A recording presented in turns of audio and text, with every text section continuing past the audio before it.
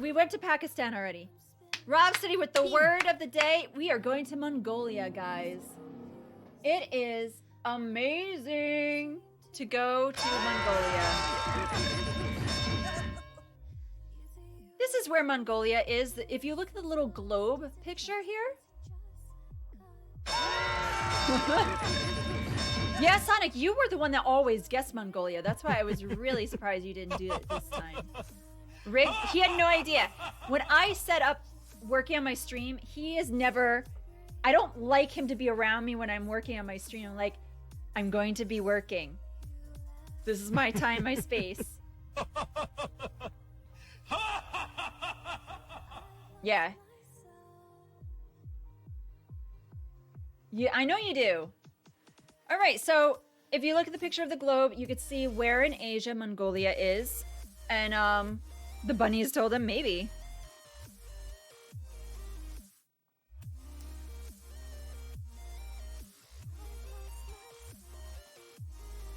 The furthest back that we have history in Mongolia is due to the nomads who were big on metal, silk, and weapons.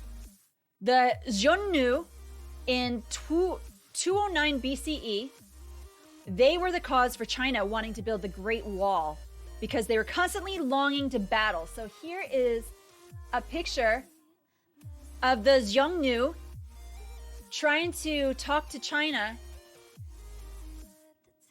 and they just wanted to battle it out all the time, like I said.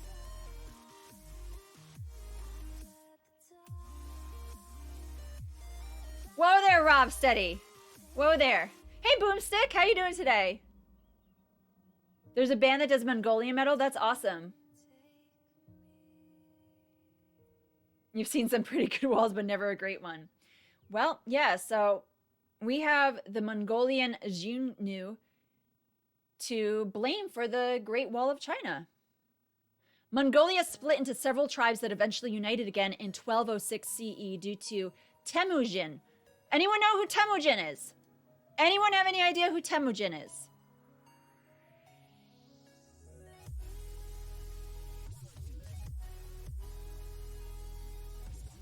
Do you guys know who Temujin is? Maybe Temujin. Was he a cannibal? Is he a Pokemon? No, okay. I'm glad you guys are being honest. Temujin was known as Genghis Khan. During the 13th century, he set out to conquer the world and definitely made a name of himself throughout Asia and Europe. About 40 million people were killed because of him. It was brutal, it was terrible, and he set out to gain metal, silk, and weapons, just like the Xiongnu. He was a cannibal. He invented very effective road network rule in his empire. People were much connected with each other then, and much killed. There might have been some pros, but the cons outweigh it all. Yes, I'm related to Genghis Khan. I am one of them. It's true. Yep.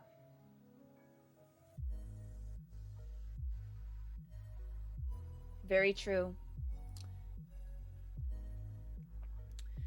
So Mongolia was conquered in 1368 by China. No. No, I said the cons outweighed the pros.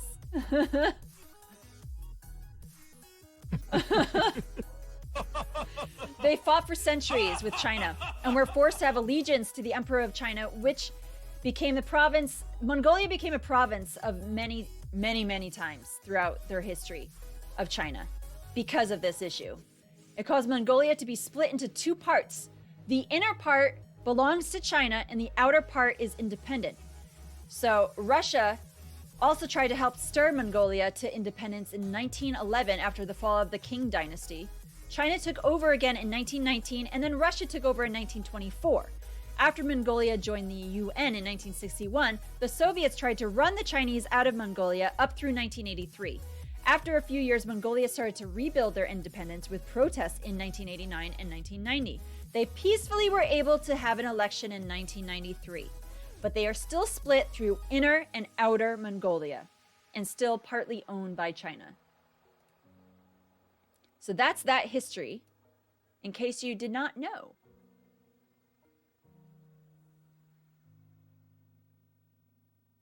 Yeah, that's true. And Europeans spread diseases the most because they were just the most unclean.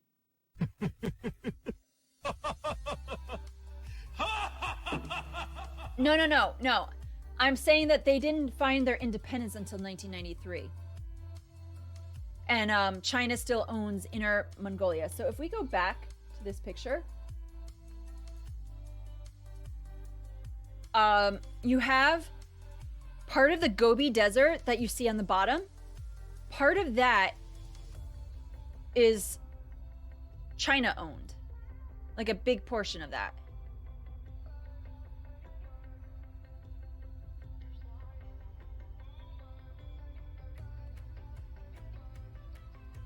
Can you give Mark a timeout for bad jokes? I love his jokes. No timeout for him.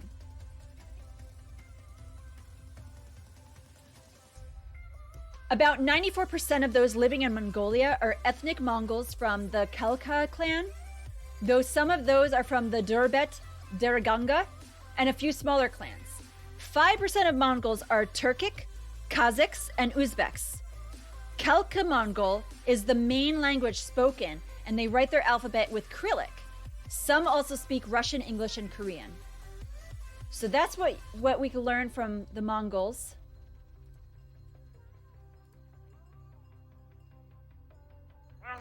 If you give me updates, don't do it in my chat. Do it on the side. Because then it's going to interrupt my thought process. Thought we will discuss Moldova. We are in Mongolia. Oh, wow. Yeah, Sonic. That's fair. Oh, my goodness. All right. So here, we're going to look at pictures. Look at that. Isn't that beautiful?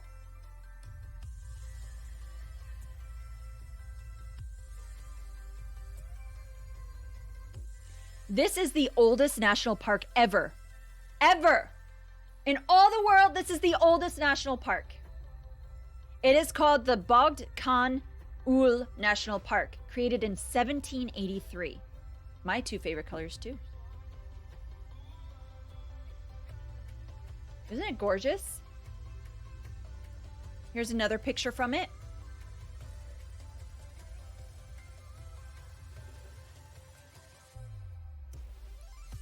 Oh, your second class got rescheduled? I'm glad your first class went well. That's awesome. We're in Mongolia right now, Starlight. We're learning about Mongolia. You like little creeks? Yeah, isn't that cute? Such a gorgeous place. Yeah, I know, right? Wow, yes, Sonic. Wow. Guys, let's be nice to each other in my chat. I know you guys are all just being silly. All right, so people there, they live in, what do you guys know what they live in, right? You guys, you know where they live. People in Mongolia live in?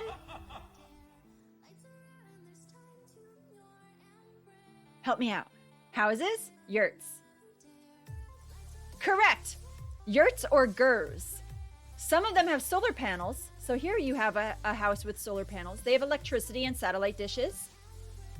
On horses. Mansions. They often move around so their animals can eat new grass. Gurs. Gurs. G-E-R. Not girth. Gur. Not yogurt. Yurts and gurs.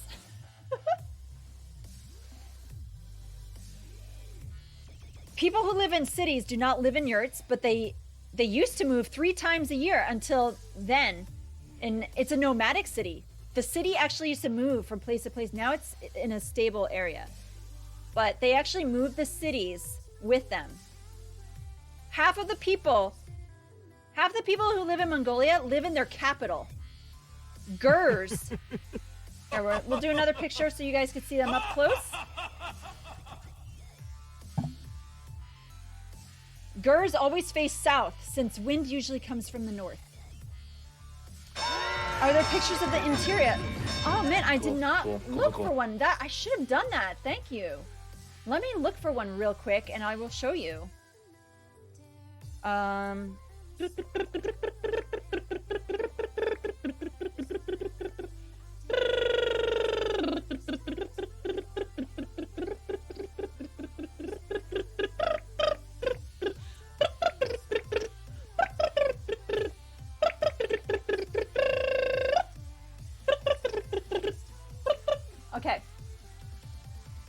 This is the inside of a yurt.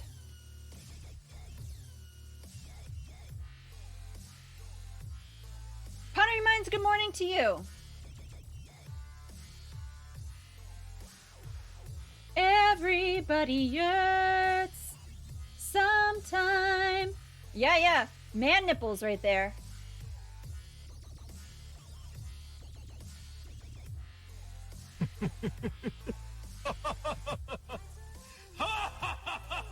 So that's the interior. Mongolian nipple man. Yes.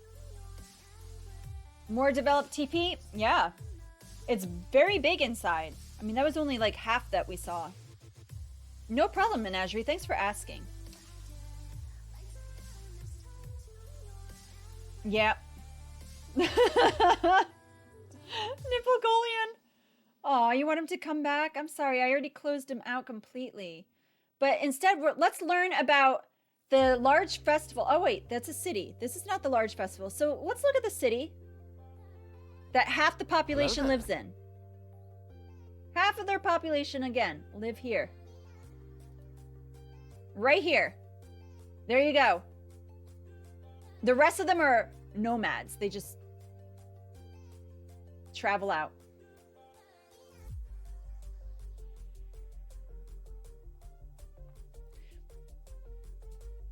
Yeah.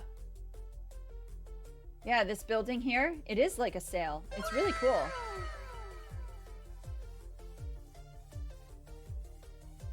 Uh-oh, what happened to my pictures? Why did they close? Silly pictures. Don't close on me. Can't move any further and you can't read any of the signs to make your guess? Oh yeah, we're not playing GeoGuessr yet. That will come later.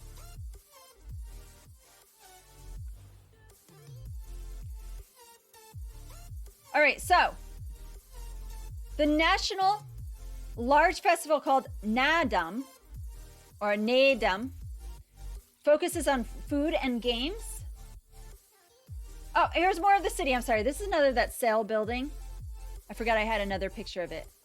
Then we will learn this is their festival. It's a big to-do. They love it. They gather round every year to play and to do things, and then they spread out. This is during the festival. This woman is wearing their national dress. Cool. A lot of them just wear this type of outfit though all the time. Maybe a little less on the head, but this is a beautiful Mongolian woman. But I don't think she's on Tinder, so don't try. I know we talked about Tinder earlier. This is part of the festival. They have lots of sports that involve horses.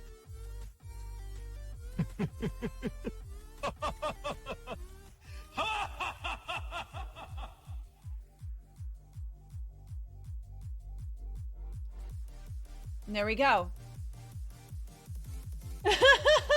Wow. Ow. So the nature of the country is very harsh. So you see here, look at this poor horse. They have the coldest capital city in the entire world called Ulaanbaatar. So that's what those pictures were. They have negative 40 degrees Celsius and Fahrenheit. It's the same temperature. Its average temperatures in that city is negative 1 degree Celsius or 30 degrees Fahrenheit. That's their average. It's never warm there. Never warm. Although to them it might be warm. A balmy -1. Yeah, poor horsey. You'd love it there, Boomstick? I would love to visit there. It's really pretty.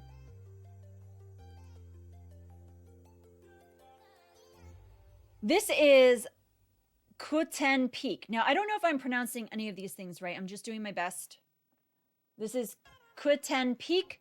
It is 4,374 meters tall, or 14,350 feet tall. It's called Naramdal Ul by the Mongols. So I guess we would call it Kuten Peak, but they don't. They call it Naraimamdal Ul.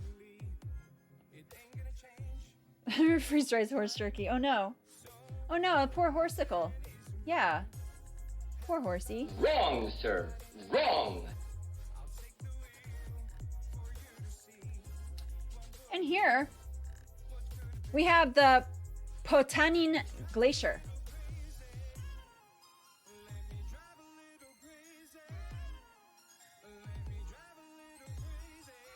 Very pretty. Very cold.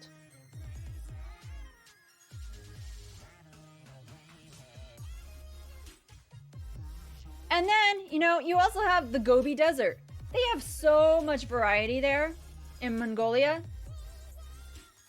So there's the Gobi Desert, known for having the most dinosaur fossil reserve.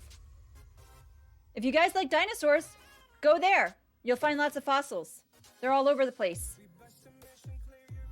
The dinosaurs really, really enjoyed the Gobi Desert. Though back then it probably was a desert. I don't know. Enjoy your beer run, Al. Be careful.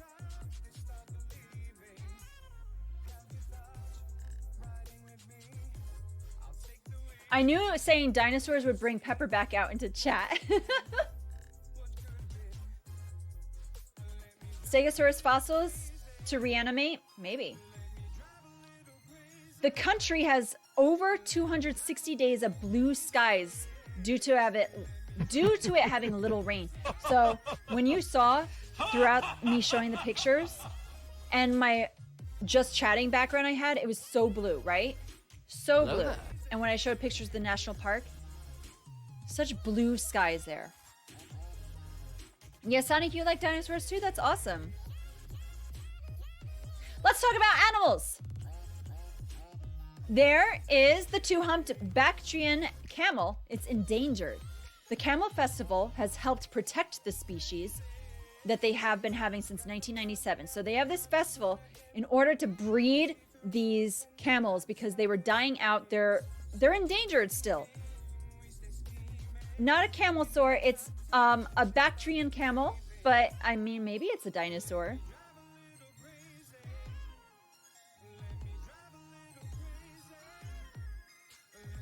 So the two-humped camel actually comes from Mongolia.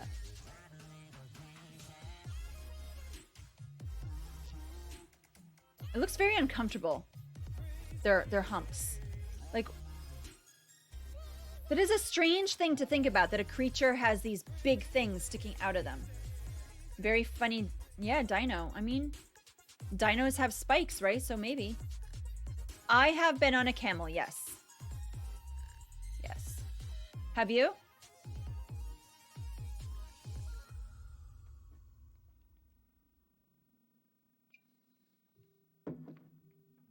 Cool. All right, so next we have the snow leopard. 1/3 of snow leopards in the world live in Mongolia and are native there. So a whole third. Watch a camel do a sprinting race. I have not seen that. That is interesting. Your favorite dino is the Stegosaurus? Cool.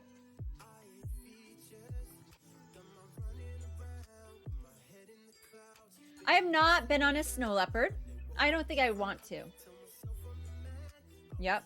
Yep, Rob Study. Yeah, you got my humps stuck in your head now. Does not surprise me. These are Argali sheep. Now, it was very hard for me to find pictures of Argali sheep that were not slaughtered. Cool. With like hunters showing them off. I was like, can I just find normal looking sheep that aren't dead? So anyway, here's a picture of them. Not dead. Living. Enjoying life. In the mountains as they should. Argali sheep. They're pretty. Yeah, I'm sure you are good at that song. Sheepodons, the Goatosaurus rex. They are not goats. These are called sheep. They are sheep. They are a different species of sheep. They look like goats, but they're not. I didn't make up the name for them. I'm just showing you them. Then you have the ibex. Also hard to find pictures of them. So this is what you get. They look very much like Argali sheep, but their horns, they go like up and back, while the Argali sheep are down and sloped. But otherwise they look pretty much the same.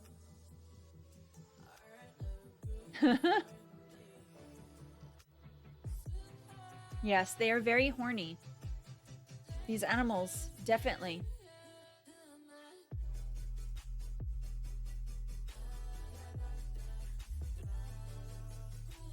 Yes, they are horny. They have horns.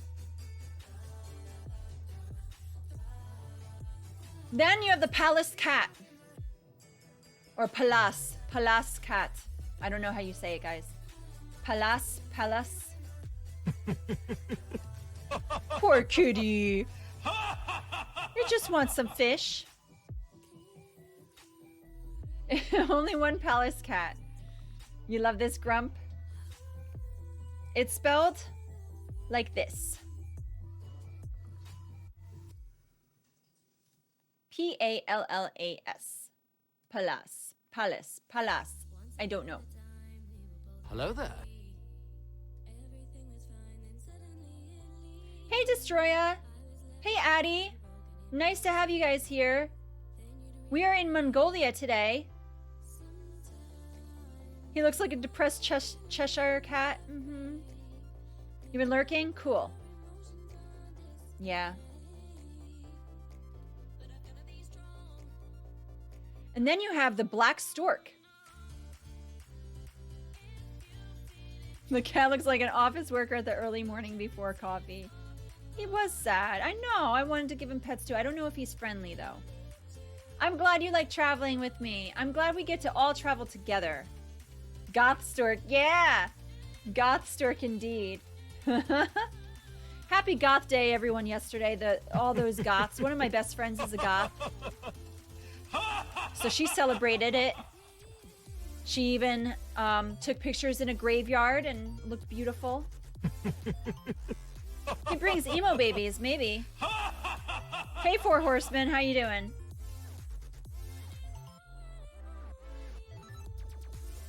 And then we have the Lammergeier, which looks like a griffin. Right? Lammergeier.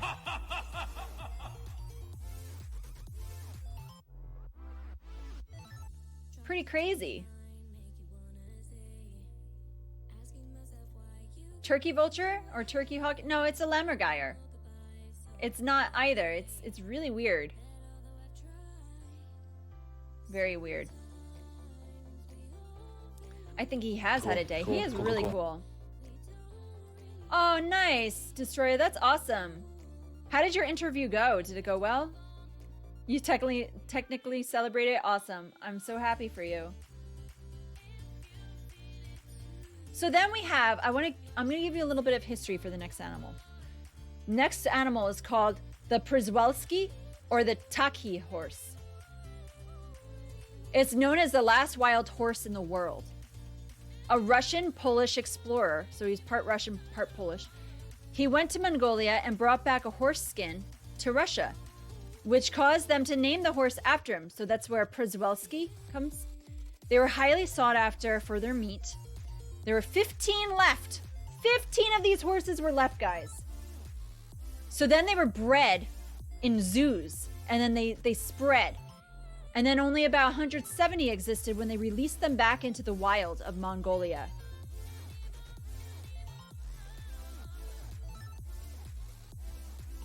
That was in the early 2000s that they put them back into the wild. Mongols have a saying that a Mongol without a horse is like a wingless bird.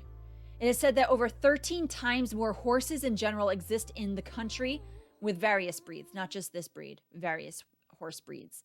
So 13 times more horses than people in Mongolia.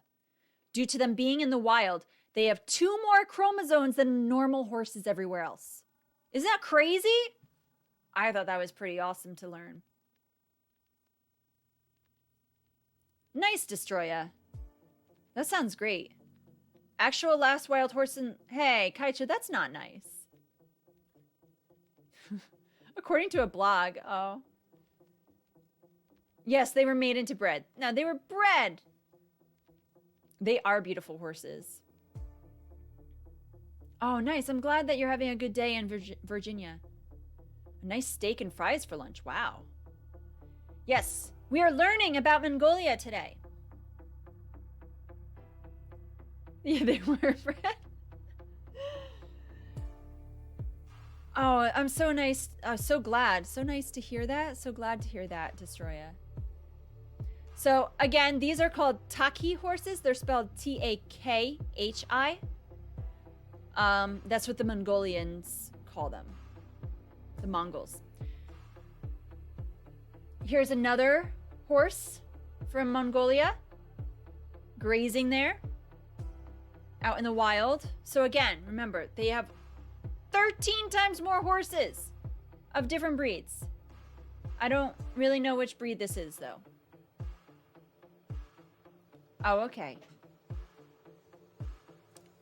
Well, you know why? I've been told that I look like Sarah Jessica Parker in the past when she was younger. So, does that make me a horse? I do the neigh. I have the long hair.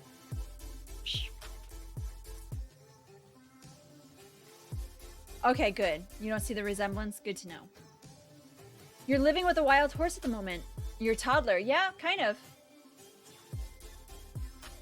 Yeah, no, younger. Not like when she was a teenager. I look like her when she was like a teen. Like Footloose days. Or the Witch movie. Yes, I've had that too. The Hocus Pocus movie. Yeah, yeah. Was she in, I think she was in Footloose, wasn't she? She had surgeries? Oh, I don't know. So anyway, guys, the Taki horse right here, Taki horse, they are gorgeous. They look like zebras to me, but different colors. It's Spirit. There are so many sheep in Mongolia. So remember those sheep that you thought were goats? There's so many sheep in Mongolia that they outnumber people there 35-1. So horses outnumber people 13-1, but sheep outnumber them 35-1. Oh, wow. That's amazing, Rob Study. That is crazy.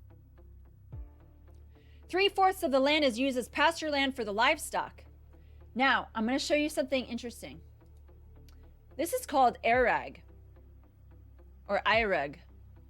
Here, let me put it in the chat so you guys could see. Airag. This is fermented mare milk. So they have so many horses that they use their milk. It has a small amount of carbon dioxide and 2% alcohol after fermentation. It is sour but gives vitamins and minerals and helps the digestive system. People will greet guests with this Airag, and it's not nice to refuse their generous hospitality. They will be very upset with you if you refuse drinking this mare milk. So, drink it if you go to Mongolia. And smile, okay? You're feeling a bit sheepish? Yeah, I know. Look at that. They love horses so much that their craftsmanship has horses as well.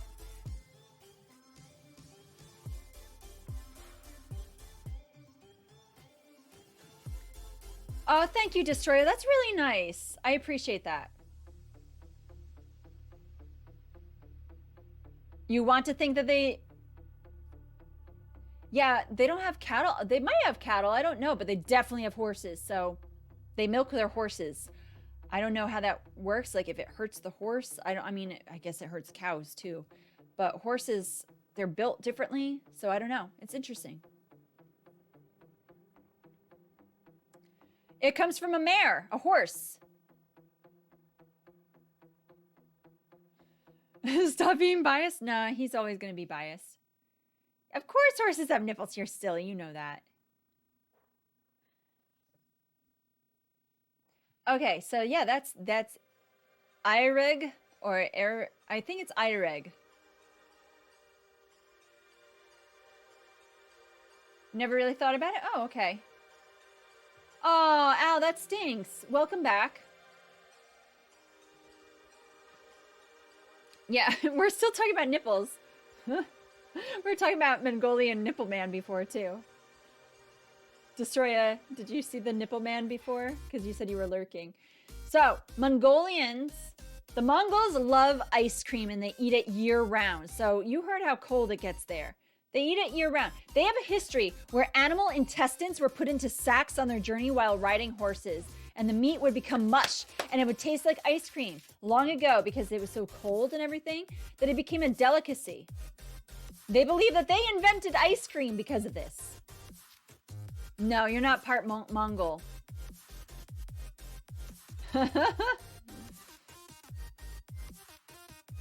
If you drink mare milk, you're basically an enabler. Oh, nice. So funny. Okay, so this is really cool that I'm going to tell you guys about. The Mongols can sing through their throat and nose at once to make two different sounds at once. It's called kumi singing. They love to sing while riding horses doing this kumi. They also have songs that are up to 3 hours long where each syllable is sung for extended periods, sometimes 10 syllables for 4 minutes. This is used towards someone that they love, or they sing it to nature or horses. So can you imagine 3 hours singing really, really slowly to a horse? We do get to hear some. I'm going to play you a clip so you could hear kumi singing. I don't know, Destroya. You'd have to look that up. I mean, I could look it up for you if you want through Message in a Bottle. We could answer that sometime. That's why you've never seen them? Okay, so let me get the kumi singing ready. Let me turn off the music.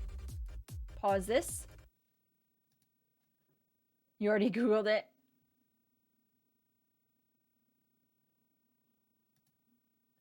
Okay, let me just make sure it will be loud enough for you. Okay, so this is an old clip. This is Senko Namtachlak. I don't know if that's how you say it. So we're going to hear, I'm not doing the whole thing. I'm just doing a portion. It will be short. So first she's going to sing normal, okay? And then she does the kumi singing in this part. And it is so cool to hear. And then she goes back to singing. It is really neat. Okay, here we go.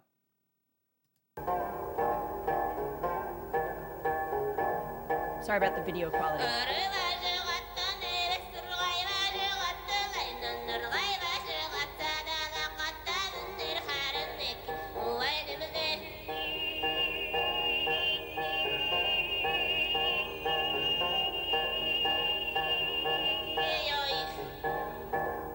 That was it. Cool.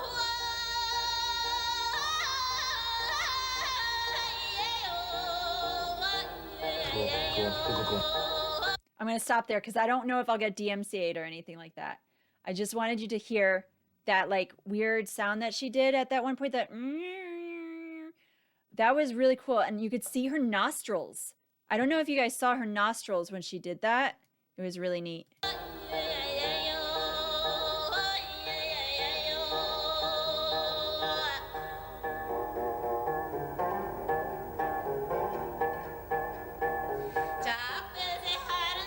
It's coming up.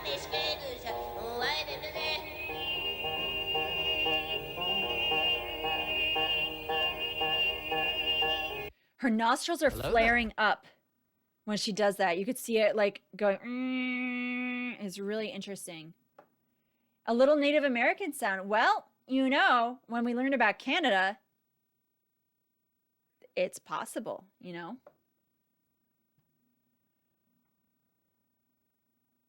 It was actually tough to hear the two different tones that get made. Yeah, kumi. It's spelled like this, Khoo with like dots on it, Mii. If you see that. Yeah, I don't know. I could get DMCA'd. Who knows? It might be licensed. But that was that. Let's go back.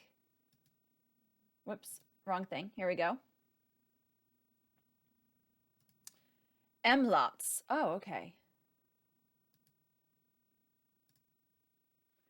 Kind of like a folk song mixed with something else. Yeah, wasn't that interesting though to hear? Let me put my music back on. Joe, how are you doing today? What's up? Welcome. We're learning about Mongolia right now. It's really fun. And we just heard kumi singing where she sang through both her nose and her mouth at once. It was a very interesting sound. All right, so some more info. Oh, I'm doing great today. Having a great day. Hang out with my friends here in chat.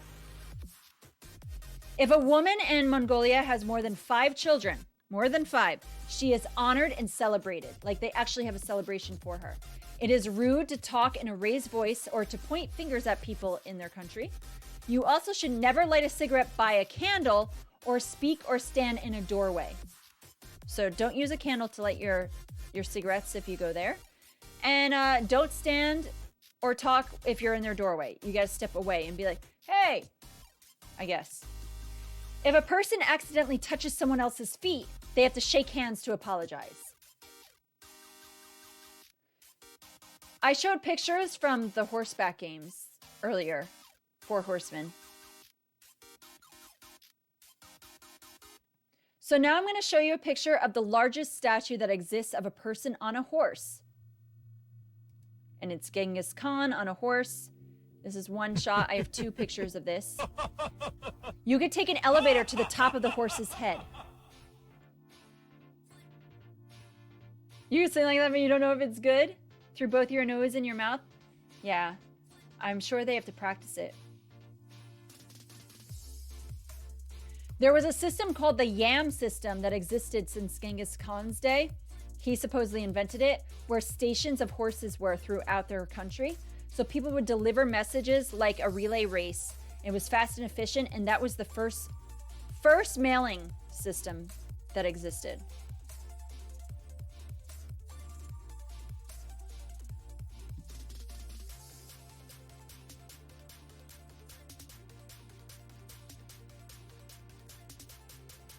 Okay, here's another picture so you can see how big it is.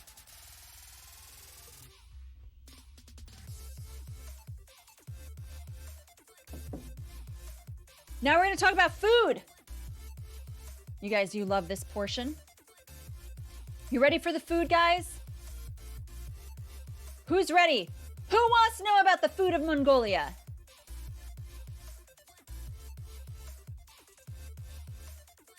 Lots of fried fish? You think so? Do they look like they're by sea?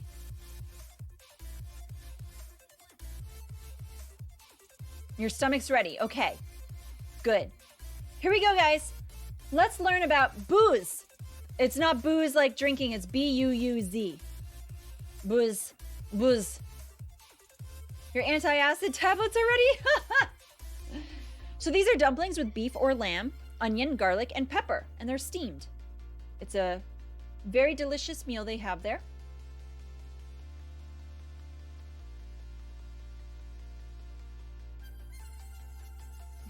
Yes, they drink their airag, their horse milk, while eating this. Looks good, yeah. You're glad and depressed you have leftover pizza? Why? You don't have to have that. I want to order other food today. Can we order food? All right. This is called korkog. It's lamb cooked out in an open fire pot with carrots, potatoes, and onions. There are smooth stones put in the container while it cooks. So this is the result. Kind of like if you had a campfire and you decided to cook. Like, I like to make foil meals when I go camping where I put the meat. Well, I would do vegan meat. But you put the meat in it like that. You close it all up. Put it in the pot, the fire pot. There you go. You could get some airag shots, yeah, with booze. There you go. I'm the cook or not? I'm not cooking tonight. I don't cook on weekends anymore. Just during the week. I used to cook every night. I'm taking vacation days. I do love to cook though. All right, next. These are suivan noodles. They're pan fried with mutton and some veggies. Oh, I know, Four Horsemen. Really, they so are. Oh, Love them. Yum, yum, yum. You know, oh, who likes this? This, I would love to have this without the mutton, unless it's vegan mutton. Guys, I only eat fish. Just so you know. Yeah. So in Mongolia, they also eat budatai kurshur, which they also call horseshur. It's rice with shredded beef and lamb, onions, carrots, bell pepper, and cabbage. Oh wait, no, that's next. That's this. I'm sorry, that's what this is. Budatai kurshur. I hope I said it right. I tried. I really tried that one. This is rice with shredded beef and lamb, onions, carrots, bell peppers, and cabbage. How can I refuse? Yes, You asked them Pepperwinkle. nicely. They put you on this food.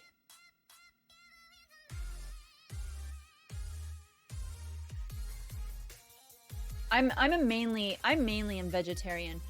I love cheese, and I can't make my own cheese. I can't have I can't crush almonds and stuff because I've got a highly allergic child in my house to nuts and stuff. Otherwise, I would probably be vegan. It's true. I'm close. I've been cooking things more with coconut milk instead of regular milk. Anyway, let's go back to this thing because I skipped it. I forgot. This is suivan. That's what I was. Oh, no. I already talked about suivan. Man, I keep skipping it. Gurla tai sho. It's a mutton soup with noodles and veggies. That is what it is. Guril tai sho.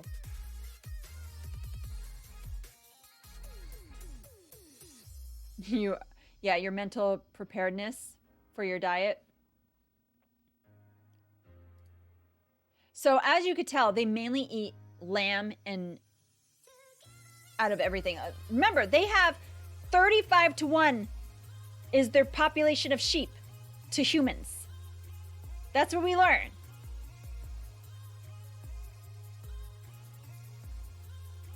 All right, so that was Gurl Tai Shul. And this was Buddha Tai Krushur. Okay, no problem. Thanks, Destroya. Next, guys, look at this. This is kurat, or they also call it erur. It's cheese that is made from sour milk that was left out to dry. And it's a little bit sour and salty.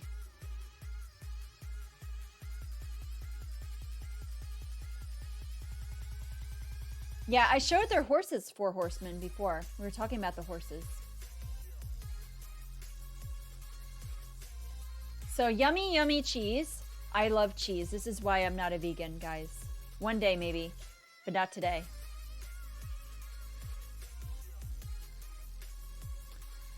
And then we have Wortzog. What an awful sound.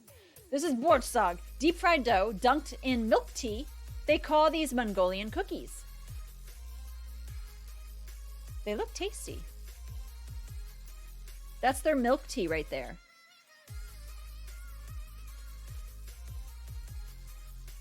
It's like rock hard cheese, 4 horsemen. Yeah, I don't know. I've never had Korut or whatever it is. I'm sorry. It's probably Korut or Erur. Those are the names. Anyway, yes, this is Bortsog. And then you have Gambir. This is dough filled with butter and sugar made like a pancake with toppings. They don't have the toppings on this yet, though. So this is just filled with butter and sugar. Yum. Gambir. And last guys, are these. These are called ulbuv. They're cakes with sugar or cream in them that look like a soul cake. So, let me show you how they hand them out to people. So this is after they're cooked, and they look like soles of a shoe, and that's why they're called that. And this is when they give them to people to eat. Look at that. You'll have a bunch, I know, right? Look how happy they are. They have some with cheese on it, some with their cream. Oh, man. Look how, like, stacked up they are, too.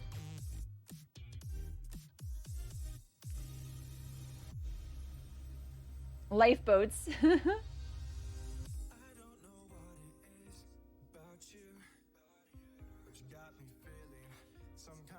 So that is